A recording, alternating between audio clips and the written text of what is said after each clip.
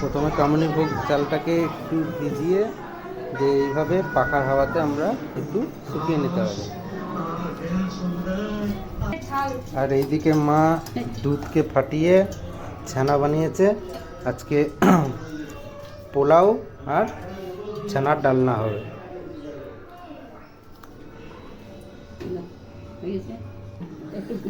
পোলাও বানানোর জন্য প্রথমে একটু ঘি নিলাম, ঘিটাকে একটু গরম হলেই তার উপরে একটু হলুদ দিয়ে দেবো। যেটাকে গরম করে পোলাওয়ের চালটা যেটা শুকাচ্ছে তার সাথে মিক্স করবো। ছোট বৌমা এখানে লঙ্কার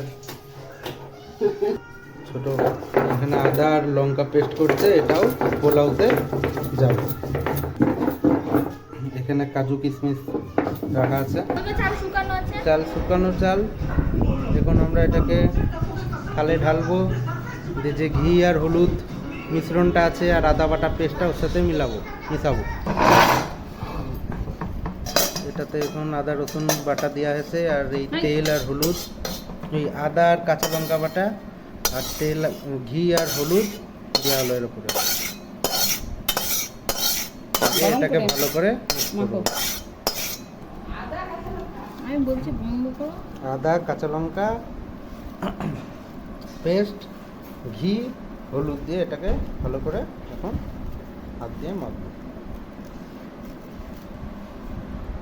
আমাদের আদা কাঁচা লঙ্কা আর ঘি আর হলুদ দিয়ে মাখানো হয়ে গেছে। এরপরে কাজু কিশমিশ একটু তেলে গরম করব, তারপরে তেলে ভেজে নেওয়ার পর এটা চাপিয়ে দেবো, চালটাকে চাপিয়ে দেবো। এখানে ওই ছানা যেটা মা বানিয়েছিল ওটাকে এখন ছোট ছোট করে গুলি করে নিচ্ছে, দিয়ে ভাজবে। আমাদের ছানার গুলি করা হয়ে গেছে, এবার এটাকে তেলে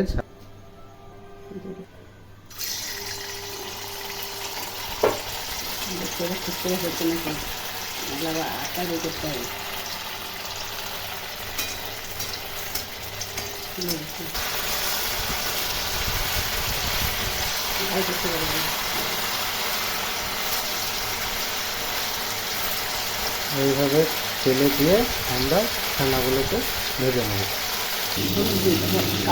ছানাগুলো ভাজা হয়ে গেছে, এবার আলুটা ভাজছি।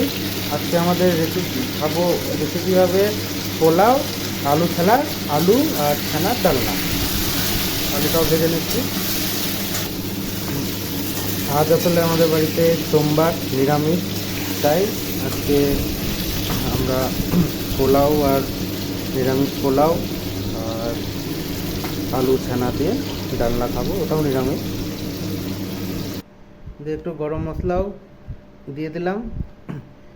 আমি আবার বলে দিচ্ছি, প্রথমে আমরা চালটাকে ভিজিয়ে শুকিয়ে নিলাম, তারপরে আদার কাঁচা লঙ্কা পেস্ট আর যখন চালটা শুকিয়ে গেলো তারপরে ওটাতে আদা কাঁচা লঙ্কা পেস্ট, ঘি গরম করে ওটাতে হলুদ দিয়ে মাখিয়ে আর উপর থেকে একটু গরম মশলা দিয়ে ভালো করে মাখিয়ে আমরা পোলাওটা শুরু করব। এইদিকে আমাদের ছানা আলুর ডালনাতে ছানা তো ভাজা হয়ে গেছে, আলুটাও প্রায় হয়ে গেছে ভাজা। আর এইদিকে মা চাপাচ্ছে আমাদের পোলাও করার জন্য তেল দিল, একটু ঘি দিল, গরম তেলে এলাচ, দারচিনি, লবঙ্গ আর তেজপাতা দিয়ে দিল মা। তার সাথে সাথে এবার কাজু কিশমিশ যেটা আমরা করে রেখেছিলাম ওটাকে আবার তেলে ছেড়ে দিলাম।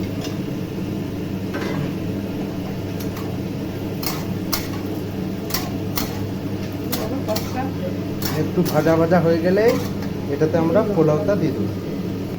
কাজু কিশমিশ ভাজা হয়ে গেছে, এবার আমরা আমাদের মিক্স করা চালটাকে আপনার দিয়ে দেবো।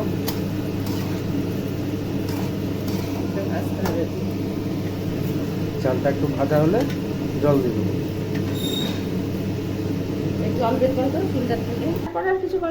ভাজার পর দিয়ে মা জল ঢেলে দিচ্ছে, ততটাই জল, যতটা চাল দিচ্ছি তার ডবল জল দিয়ে এটাকে এখন হতে দিতে হবে।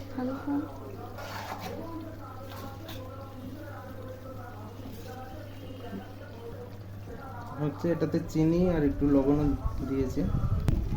এটা ছানা আলুর ডালনার জন্য মা মশলা করে রেখেছে।